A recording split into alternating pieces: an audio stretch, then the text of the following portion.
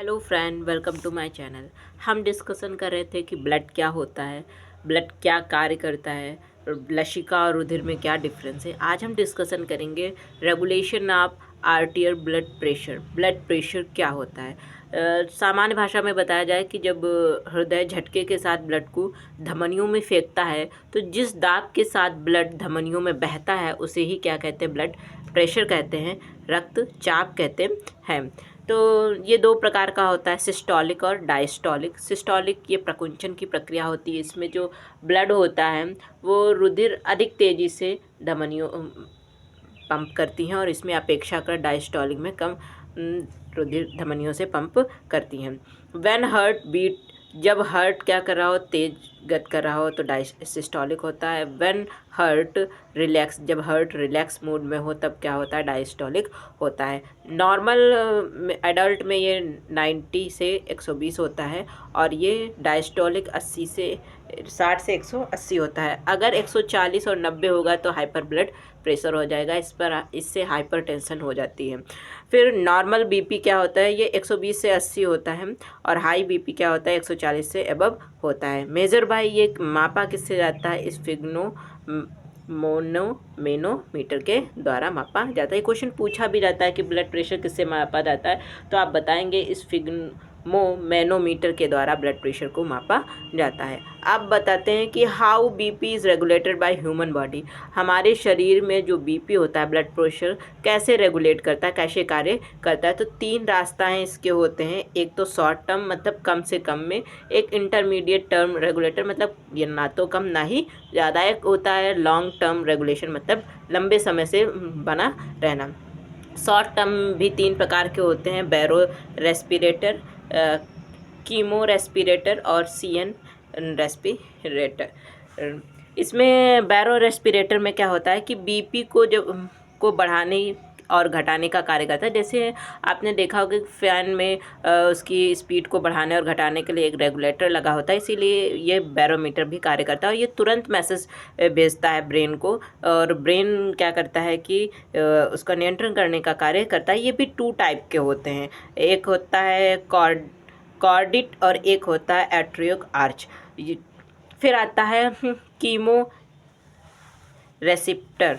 Chemo receptor में क्या होता है, कीमो का मतलब होता है केमिकल, जो केमिकल हमारे शरीर में जो केमिकल होते हैं, जैसे हमारा ऑक्सीजन, कार्बन डाइऑक्साइड और हाइड्रोजन आयन को ये बीपी क्या करता है, मैसेज ब्रेन में भेजता है और फिर उसके बाद में कंट्रोल करने का कार्य करता है। किसको, केमिकल को कंट्रोल करने का कार्य करता है। फिर आता है सीएन एस्कीमिया रेस्पॉन्स, क्या कहते हैं, जैसे ब्रेन हेमरेज सुना है कि जब ब्रेन में ब्लड की मात्रा घटने के कारण सेरेब्रम एमीनिया हो जाती है, मतलब ब्लड की सप्लाई बंद हो जाती है, तो तब ये कार्य करता है सीएन, उसको कंट्रोल करने का कार्य करता है। इसमें एक वैसोमीटर होता है जो सीएन उसको सूचना प्रदान करता है और वैसोमीटर क्या कार्य करता है, जो हमारी वेसल्स होती है, वाहिनिकाएँ होती हैं, वो उनकी टोन्स को जो उनकी सिकुड़ने और फैलने की गतिविधि होती है उसको ब्रेन को देता है और फिर ब्रेन उसको क्या करता है, पेरिफेरल रेजिस्टेंस को रिड्यूस करके उसे नॉर्मल स्टेज में ला देता है। फिर आता है इंटरमीडिएट टर्म रेगुलेशन, ये 3 टाइप से होगा। एक होता है रेनिन एंजियोस्टेंसन मैकेनिज्म। रेनिन एक प्रकार का हार्मोन्स है, उससे होता है जब हमारा बीपी घटता है तब किडनी में हाइपोक्सिया हो जाता है। हाइपोक्सिया का मतलब क्या होता है कि जब हमारा ब्लड सप्लाई हो रहा है उसमें O2 की मात्रा कम हो जाती है तो उसे हाइपोक्सिया कहते हैं। और जब किडनी पे जब हाइपोक्सिया हो जाती है तो किडनी नेफ्रॉन में जैक्टाग्लोमेरुलस को मैसेज भेज देता है और उसमें रेनिन नामक हार्मोन स्रावित होता है जो क्या करता है, एंजियोटेनिन्स को किस में चेंज कर देता है, एंजियोटेनिन सेकंड में चेंज कर देता है। और ये एंजियोटेनिन सेकंड होता है जो ब्लड वेसल्स को सिकोड़ देता है। ये पहला स्टेप था जो ब्लड को घटाने का कार्य कर रहा था, ब्लड प्रेशर को घटाने का। और फिर आता है स्टेप नंबर 2 जो हमारा एंजियोस्टेशन 2 सेकेंड है, वो एड्रेनल कॉर्टेक्स निकालता है, उसमें से एल्ड्रोस्टेरोन को स्रावित होता है जो किडनी को कार्य करने को करता है, और ये सोडियम और जो जल होता है उसको पुनः अवशोषित करना शुरू कर देता है, जिससे हमारा जो बीपी हो जाता है वो नॉर्मल हो जाता है। फिर आता है long term regulation of BP. ये दो प्रकार से होता है, एक तो बाई किडनी के द्वारा होता है, एक बाई हार्मोन्स के द्वारा होता है।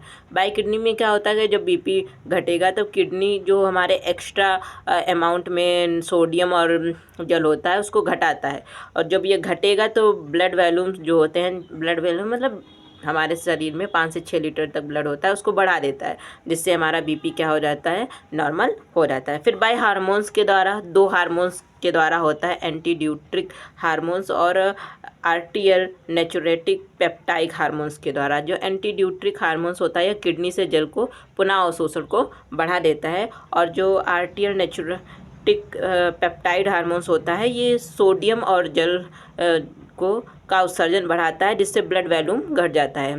तो इसमें क्या हो रहा था कि किडनी से जल को पुनः अवशोषण को बढ़ जाता है, और इसमें क्या हो रहा था एंटीरियल में ANP में ये सोडियम और जल का जो एक्सक्रीशन बढ़ जाएगा, तो जब उत्सर्जन बढ़ेगा तो ब्लड वॉल्यूम भी घट जाएगी। इस प्रकार हमारा जो ब्लड प्रेशर बॉडी में कंप्लीट होता है। Thank you for watching.